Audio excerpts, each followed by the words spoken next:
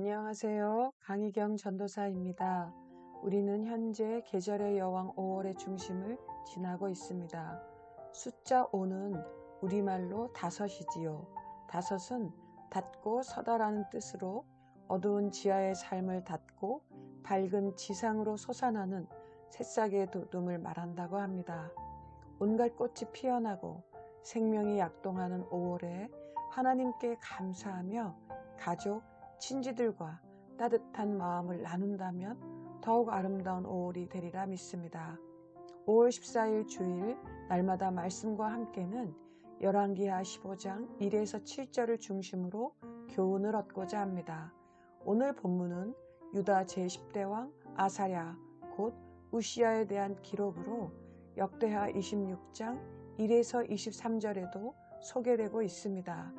아사랴 왕은 역대하에서는 우시야로 소개하는데 그의 이름 아사랴는 하나님이 도우신다는 뜻이고 우시야는 하나님은 나의 힘이란 뜻입니다. 아사랴는 그의 아버지 아마샤에 이어 16세 나이에 왕위에 오릅니다. 그의 어머니 여골리아는 여호와는 능력이 있으시다, 여호와께서 지배하신다 라는 신앙이 담긴 이름의 예루살렘 사람이었습니다. 부모를 소개한 이후 열왕기 저자는 아사랴 왕을 아버지 아마샤의 모든 행위대로 여호와 보시기에 정직히 행하였다고 소개합니다. 그런데 조금 의아한 것은 열왕기서는 52년을 통치한 아사랴를 단 7줄로 소개합니다. 왜 이토록 인색하게 소개하는 것일까요? 열왕기 저자가 했던 평가의 기준을 아는 것이 열왕기서 이해의 핵심이 될 수 있습니다. 그 기준은 무엇일까요? 바로 여호와 보시기에라는 기준입니다. 히브리어 본문을 직역하면 여호와의 눈 안에라는 것으로 눈은 판단력을 의미합니다. 그러기에 여호와께서 판단하시기에라고 번역할 수 있지요. 열왕기서는 계속해서 이 표현을 사용합니다. 바로 유대왕에 대한 평가는 그들이 이루어낸 세속적인 업적이 아니라 여호와 하나님에 대한 신앙심을 기준으로 평가하고 있다는 말입니다. 아사랴의 52년간의 통치 전반에 대하여 소개하는 3, 4절 중 아사랴의 종교 정책은 그의 부친 아마샤와 동일했습니다. 산당을 제거하지 않으므로 백성들로 산당에서 제사 지내는 악행을 계속하도록 한 것입니다. 열왕기 저자가 아마샤에 이어 아사랴에 대한 평가에 산당을 제거하지 않은 사실을 언급하는 것은 유다의 각 왕들을 평가함에 있어서 산당의 제거 유무가 중요했기 때문입니다.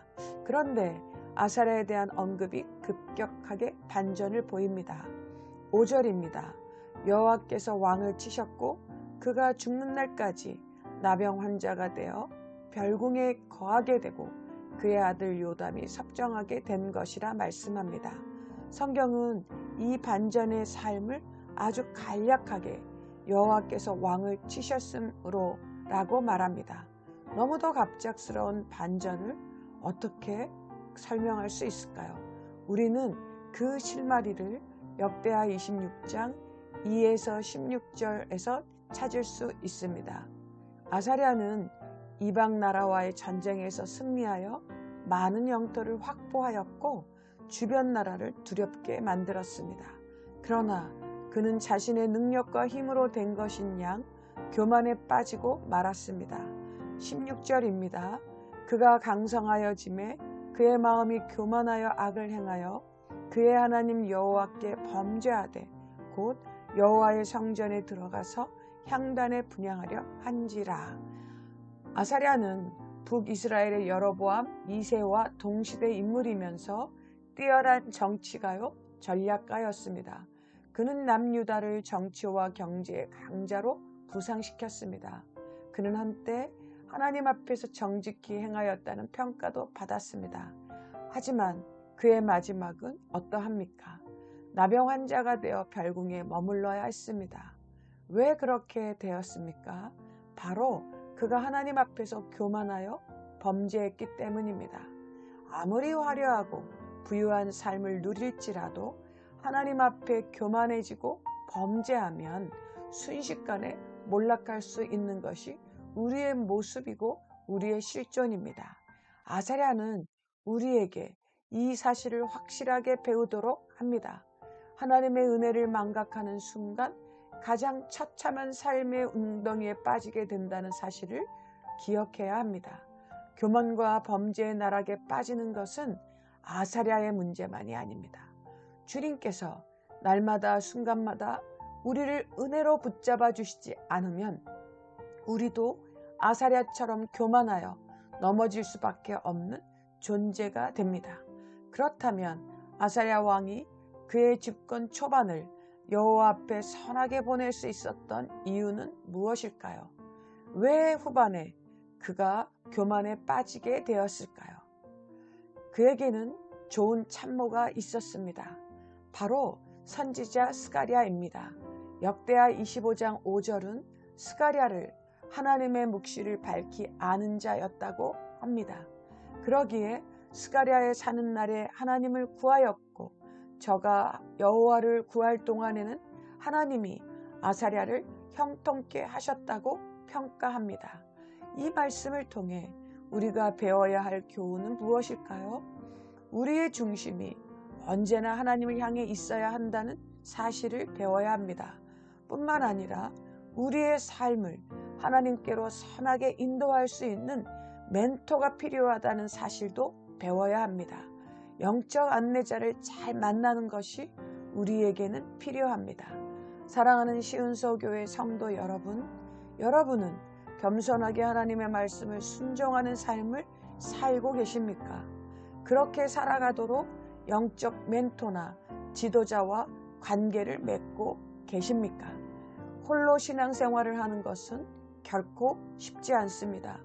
믿음의 공동체 안에서 우리 삶을 돌아보도록 하는 참된 가르침과 나눔을 할 수 있는 지체들이 필요합니다.